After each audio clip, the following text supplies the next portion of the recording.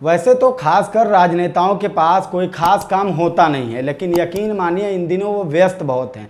वो इसलिए क्योंकि सत्ता में बैठकर मलाई खाने का एक बार फिर मौका मिला लोकसभा चुनाव के शक्ल में। अब रणनीति जिसकी बढ़िया तैयार होगी, मलाई तो वही खाएगा। वही काम मायावती भी कर रही हैं। मायावती अब लगातार बैठकों का दौर चालू हो गया है। पदाधिकारियों को बुलाकर बैठक कर रही हैं। बैठक भी बंद कमरे में हो रही है। कहा यह भी जा रहा है कि मायावती ओवैसी से गठबंधन करने को तैयार हैं। ये वही ओवैसी हैं जिनको मायावती भड़काऊ भाईजान भी कहती हैं। अब ऐसे में ओवैसी से गठबंधन की बात समझ में नहीं आई। खैर, राजनीति में कब कौन किसके पाले में चला जाए कुछ कहा ही नहीं जा सकता। मिसाल के तौर पर ये दो फोटो आपको दिख रहा होगा। ओवैसी दलित और मुस्लिम को साथ लेकर चलते हैं।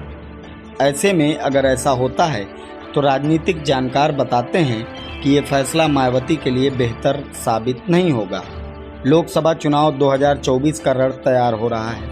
उत्तर प्रदेश के राजनीतिक गलियारों में भी इसकी चर्चा है। इस सब के बीच बसपा सुप्रीमो मायावती ने पार्टी के पदाधिकारियों के साथ बैठक की।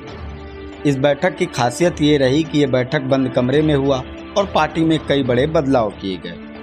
वहीं सूत्रों की माने तो बैठक में ये तय हुआ कि गठबंधन से पार्टी को नुकसान हुआ है, इसलिए अब लोकसभा चुनाव अकेले लड़ा जाएगा। ये बात मायावती ने कही।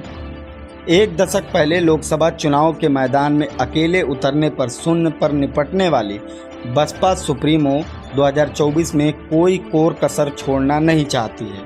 लोकसभा चुनाव की तैयारियों को लेकर लगभग चली इस 1.5 घंटे की मीटिंग में पदाधिकारियों को काफ़ी निर्देश भी दिया गया।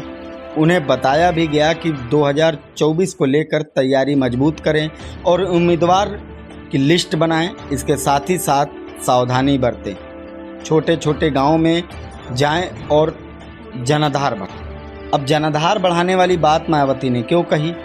शायद मायावती को ये बात पता है कि जो बसपा का पहले जनाधार था वो बिखर गया। हालांकि मायावती के लिए पिछला लोकसभा चुनाव और उत्तर प्रदेश का विधानसभा का रिजल्ट ठीक नहीं था। कभी बहुमत से सरकार बनाने वाली पार्टी आज 0 पर आ गई है। तो आखिर ऐसा हुआ क्यों? मायावती का जनाधार गिरता चला गया। क्या दलितों ने अपना रहनुमा बदल लिया है, या उनकी किसी अन्य पार्टी से उनको उनका हक मिलने लगा, या फिर दलितों का रुझान चंद्रशेखर की तरफ जाने लगा? क्योंकि दलितों की आवाज़ उठाने में चंद्रशेखर भी कोई कसर नहीं छोड़ रहे हैं। ओवैसी भी साथ साथ दलितों को लेकर चल रहे हैं। अब ऐसे में लोकसभा चुनाव का रिजल्ट बताएगा कि किसकी रणनीति काम आती है। मायावती के द्वारा किए गए कुछ फैसलों के बाद लोगों ने उन्हें बीजेपी का बी टीम बताया। मायावती ने बीजेपी के कुछ प्रस्तावों पर समर्थन किया। इसके बाद ये बात चर्चा में आई। चर्चा ये भी रही कि उनको बीजेपी राष्ट्रपति का उम्मीदवार बना सकती है। शायद यही वजह है कि पार्टी धीरे धीरे कमजोर होने लगी। जब मायावती इंडिया गठबंधन में शामिल नहीं हुई तो लोगों को लगा कि एनडीए का हिस्सा बन सकती है, मगर अभी तक तो ऐसा नहीं है।